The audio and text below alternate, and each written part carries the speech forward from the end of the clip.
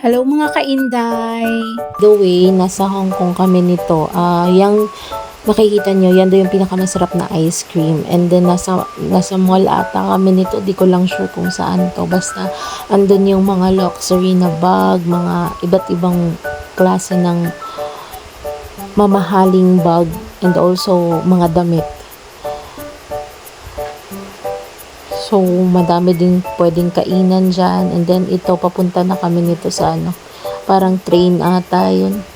Parang nila. And then, after how many years, how many years, nakaabot namin sa hotel. So, dali, mo na mong hotel nga, gi tambayan or gi stayhan og pila ka days kay one week man mi naa sa Hong Kong. So, wala ko kabalo kung unsa na nga lugar dira, oo. Basta gi-video ko lang para mabalaan kung unsa na siya dira. So, mao na siya ang ubos sa among hotel. Actually, nice kay dito pa gabi kay dili gid ka mahadlok nga maglakaw-lakaw ba kay feeling nimo safe gid ka kay daghan mo pud kay mga tao pa nga naganlas tampay mga Filipino. Tapos, malang ko, nagpalit lang man min. Then, mauni siya ang hotel nga mo ang giistihan. So, lisod man siya basahon. So, bahala na mo dira. And then, nagpalit lang daimig pagkaon sa 7-Eleven kay dito to mga kong kauban kay wala siya kakaon og rice for whole day.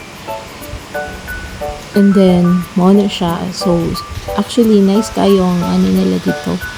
Ang among stayhan na hotel. Kaya, syempre, makaanugod ka, makarelax ka ayo. And then, gisinggitan pa ko na niya, okay.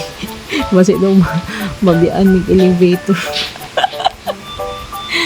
Tapos, so, malang ito, nagkaon may pagkahuman. And then, after how many years, so, pauli na mig Pilipinas. And then, naami diri karon sa airport sa Hong Kong.